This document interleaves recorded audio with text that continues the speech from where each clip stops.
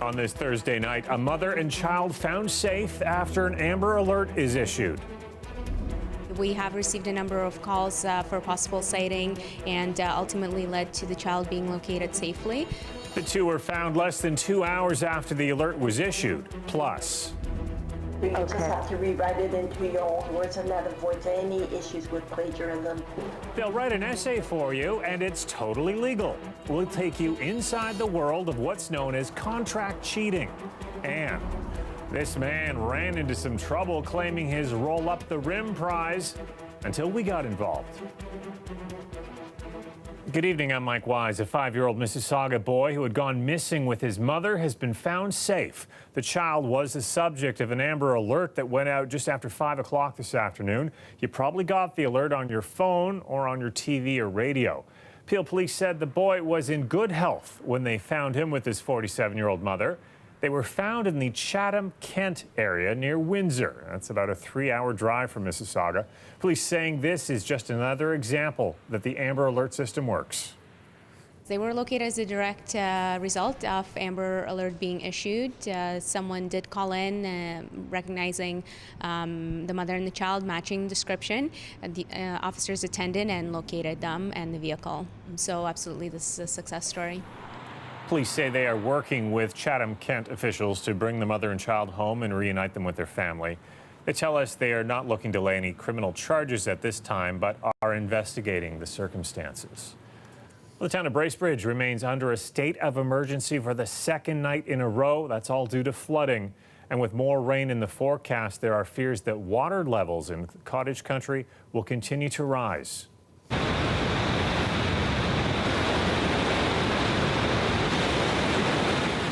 Fairy Lake and Mary Lake both drain into the Muskoka River, which runs through town. Both lakes are at capacity and can't take on more water.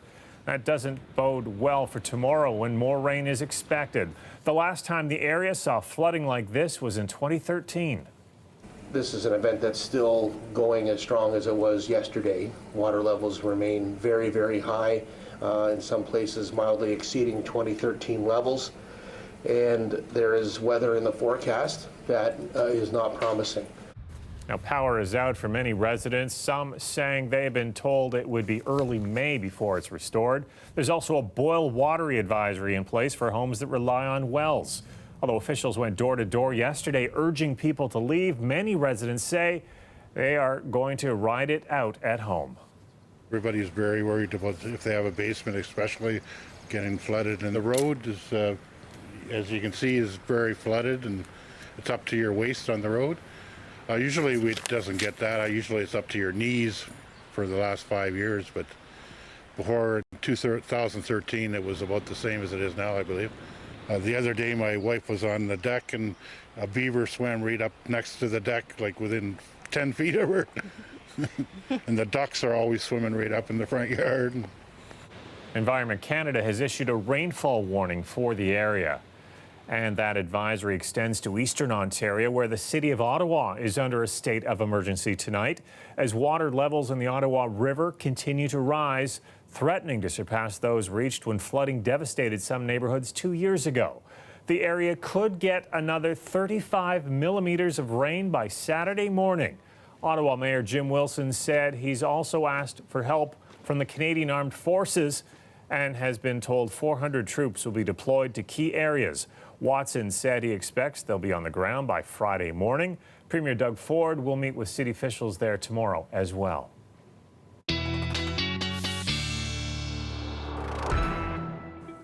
Carla Kennedy's here with a first look at the forecast, and the last thing areas dealing with flooding needs more rain in the forecast. Yeah, exactly. And unfortunately, here we are, and the rain is on its way in. So just having a look at your headlines, and then I'll kind of show you what we're talking about here, because there are some rainfall warnings. So developing overnight, some of these rain showers after midnight. We're getting closer to it. It's getting closer to us. A soggy day on Friday, also a breezy day. So if you've got the umbrella out, which you're going to need, you need to hold on to it too.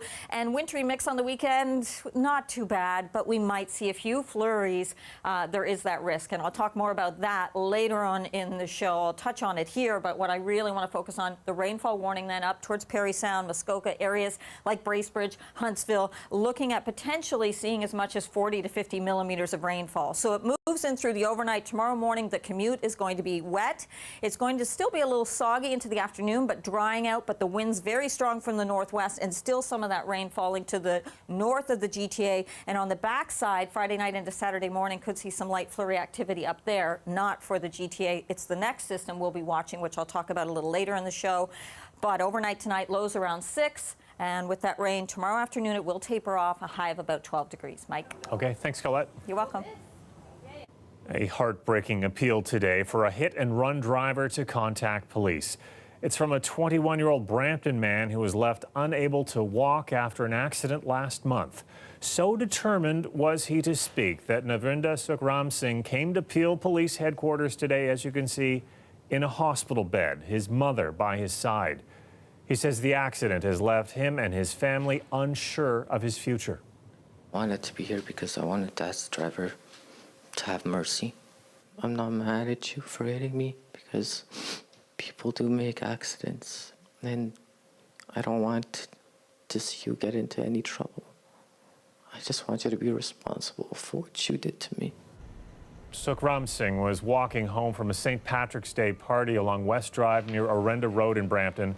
Around 4:30 in the morning, he was hit by a 2003 to 2007 Toyota Corolla that left the scene. He suffered life-altering injuries and remains in a rehabilitation center. I can't walk. I barely survived. I don't know if I will be able to walk again. My pelvis is broken into 3 pieces. My hip shattered into more than 26 pieces. I can breathe, but I can't breathe deeply because there was a hole in my lung.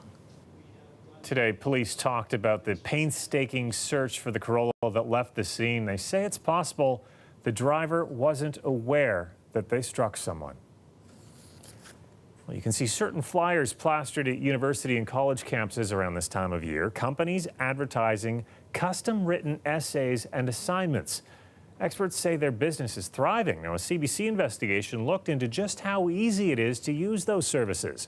Here's more from Nick Boisvert.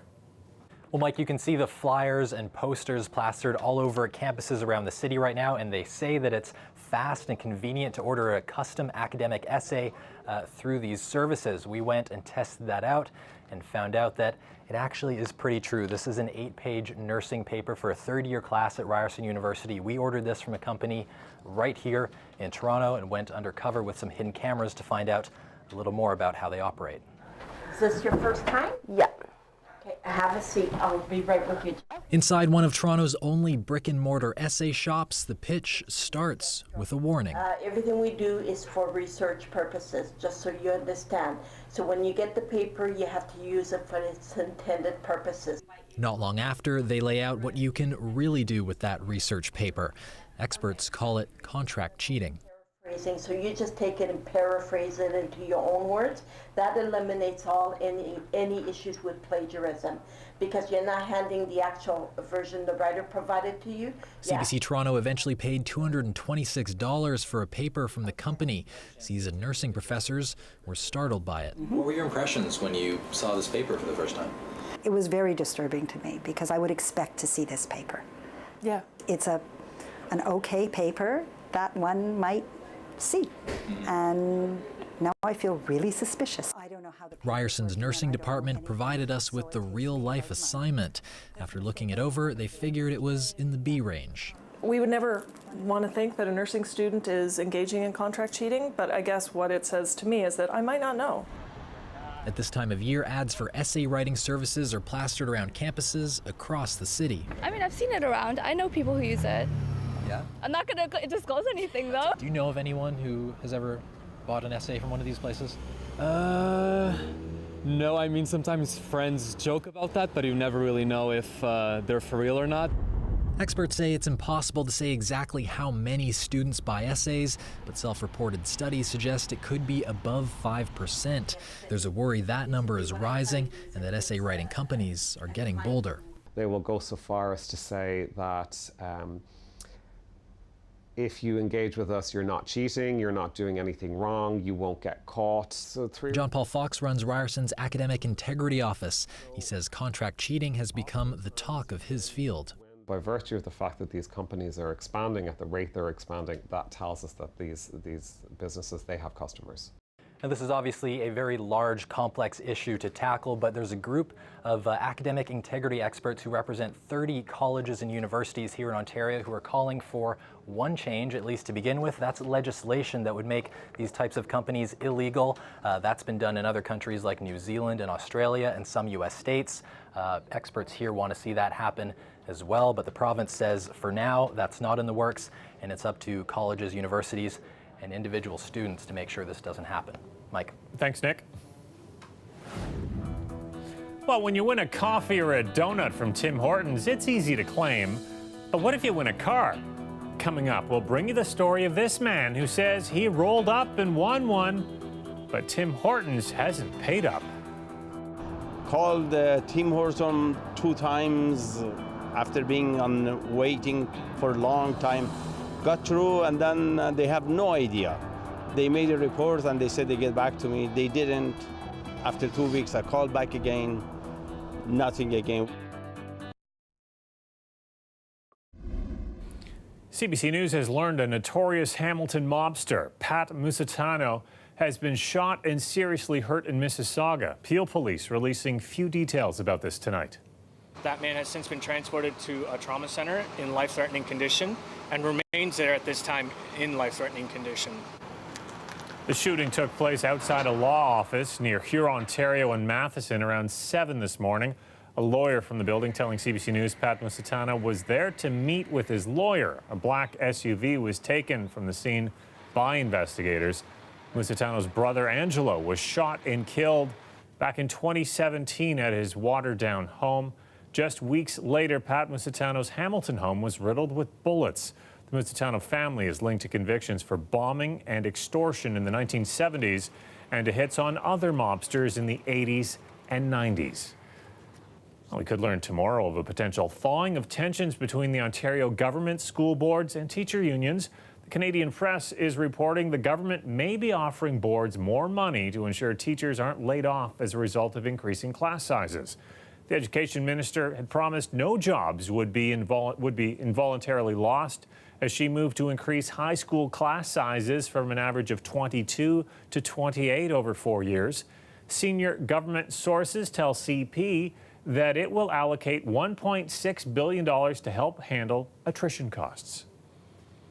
Well, every spring, roll up the rim to win at Tim Hortons comes and goes. Many grab coffee after coffee, hoping to win that top prize, a new Jeep.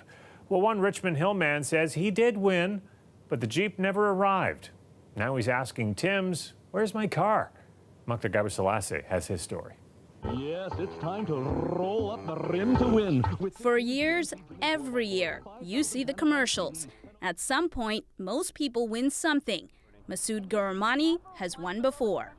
Yes, free coffee, free donut, things like that. But this time it was a Jeep. This time was a big one, it was a Jeep. He won the big prize after buying a coffee here in Markham on March 5th. Bought a small coffee, went back to my office, opened it up, and then it was a Jeep in it. So, very happy, came back to here, and people inside, they were very happy. I called my family, my son, because 2 days before that day we were looking to buy a car for him. So I said, we don't have to buy a car for you anymore. He took this picture with his winning cup. He filled out the form that was required and mailed both to Tim Hortons using registered mail. A call from Tim Hortons never came. He called them, filed a report, and emailed them, and still nothing. I was thinking that maybe it's just a joke because some people say it's not true. We reached out to Tim Hortons to find out what was the holdup, and we did get a response. It seems that the form that was submitted by this individual had a digit that could be interpreted as either a 9 or a 4, and we were using the wrong number previously. I have very clearly phone numbers over there, email over there, and I've called them 2 times. they know who I am. They have my information. They have a report in their system. Today, Tim Hortons had no problem dialing the right number. Today, around 1:41, they called me and they said, "What color call do you want?" What do you think about that? That's power of CBC, I guess. He picked the color black. And in the meantime, Tim Hortons says it's doing everything it can to make this right and to make sure he gets that Jeep as soon as possible. Magda Gebrselassie, CBC News, Markham. At least that was one happy ending. Tuesday's loss still stings for Leaf fans as they lose to the Bruins in yet another Game 7. After the break, the players and staff speak to the media for the first time since that upsetting final game. Overall, I think it's just disappointing that as a group here, we didn't move on. I mean, it feels the same because you're in the same situation, same room a year later. So obviously, it's frustrating. Since I've been here, this is the most disappointed our group's ever been. The weather update is brought to you by Train Extreme Conditions Testing. It's hard to stop a train, really hard. Train, the most reliable heating and cooling brand. Turned over at the blue line. Achari's into the shot. He scores! It should have been the Leafs playing tonight. Instead, Boston took on Columbus for the start of the second round. If you watched it on CBC, you know the Bruins won in overtime 3-2. Which is why we're on a few minutes later. Well, instead of hosting the second round at the Scotiabank Arena, the Leafs were back there today cleaning out their lockers and speaking to reporters about getting bounced from the playoffs for a third straight season. As Greg Ross tells us, some players don't know if they'll be back. Obviously, it's a sour taste. It takes quite a bit of time to kind of get over it. Marner in front, score! Matthews! Austin Matthews will have a long summer to get over the Leafs' early exit from the playoffs, and so will fans. For many, disappointment has turned to frustration, and they're looking for someone to blame. So you blame the coach? A little bit. I mean, even if Leafs vlogger Steve Dangle Glynn says many fans are second-guessing decisions made by Mike Babcock in the Leafs' first-round series against Boston. Has this guy grown as a coach, as a member of the Toronto Maple Leafs? I'm not so sure. I'm seeing the same mistakes over and over again. It's interesting. There's 23 coaches sitting at home today thinking they should have done something different. Babcock still has 4 years remaining on a $50 million contract. But when asked about his coach's future today, General Manager Kyle Dubas said this. I wouldn't give any guarantee to anybody in our whole organization, starting with me. And we'll do what we think is best, and we'll let you know when we know. But that's my expectation. Assessing his coach is just one of a number of tasks facing Dubas in the offseason. Shot tipped off the post. At the top of that list is signing restricted free agent Mitch Marner. I want to be here. I want to play for this team. As the team's leading scorer this season, Marner is expected to get a deal worth $10 million plus, and Dubas says he hopes to have it in place before July 1st. And he's a massive, massive part of everything that we're doing here, both in terms of his talent and ability, which is shown to be among the best in the league. So it's priority one for us. And while Marner appears to be a lock to return, other players, like Jake Gardiner, can only wonder if they played their last game with the Leafs. They could be, and we'll see what happens this summer. After 9 seasons with the team, Gardner is set to become a free agent, as is 38-year-old Ron Hainsey, who had no interest in talking about his future. Even if I had a plan, I wouldn't tell you what it was. Zach Hyman does have a plan. After learning he has a torn ACL, Hyman will have surgery next week and will spend the summer recovering. I have a goal and a set date to kind of try to get back for, and we'll see. Hyman says he hopes to be back in the lineup for the start of next season. As for the rest of the roster, General Manager Kyle Dubas may have to look to his minor league system to fill some of those holes, and he's going to have a great opportunity to look at the Marlies because the defending Calder Cup champions are still in the playoffs. In fact, they're just getting set to start their second round. Greg Ross, CBC News, Toronto.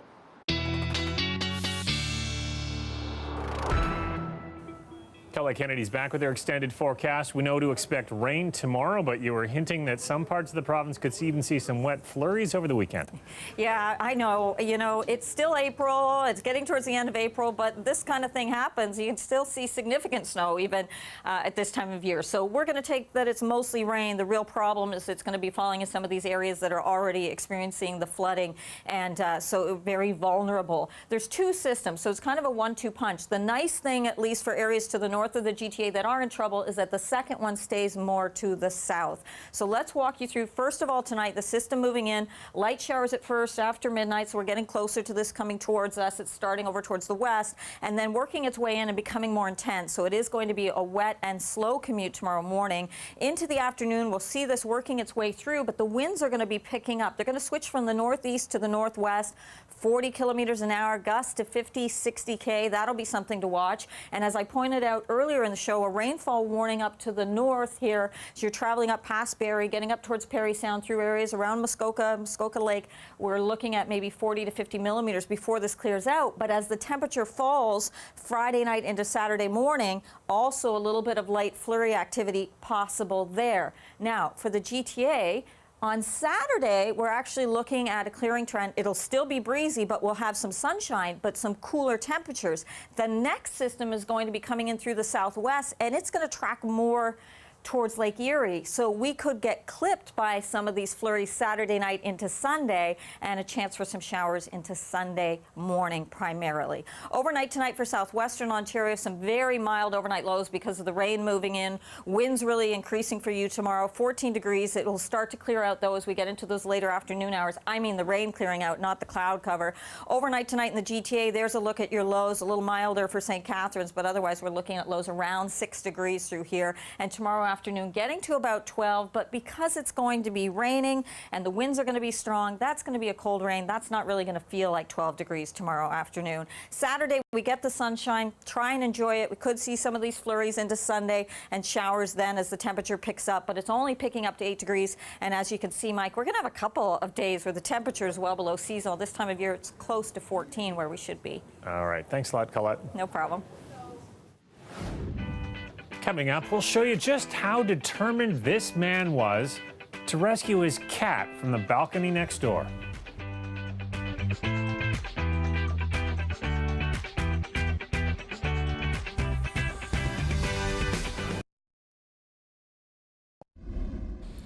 Before we go, do not try this at home. And if you're afraid of heights, maybe don't watch. This video is making the rounds on social media. It was posted to Instagram by a man in Liberty Village. You see a man climbing over a balcony railing and then making his way along a narrow ledge to retrieve a cat from the neighboring balcony. Now, he does make it back safely, but, you know, next time, maybe just knock on the neighbor's door or just let the cat figure things out for itself. Well, this is going to be a big night for Blue Jays fans tomorrow with Vlad Guerrero Jr. making his major league debut. He is regarded as the top prospect in baseball. And if you want to know why, Matt Galloway will talk with Jays fan April Weitzman, who has been tracking his progress through the minors. You can listen to that on Metro Morning tomorrow at 8:20 on CBC Radio 1. We're actually preempted tomorrow night because of a doubleheader hockey game, so I'll see you again next week. Have a great evening. Good night.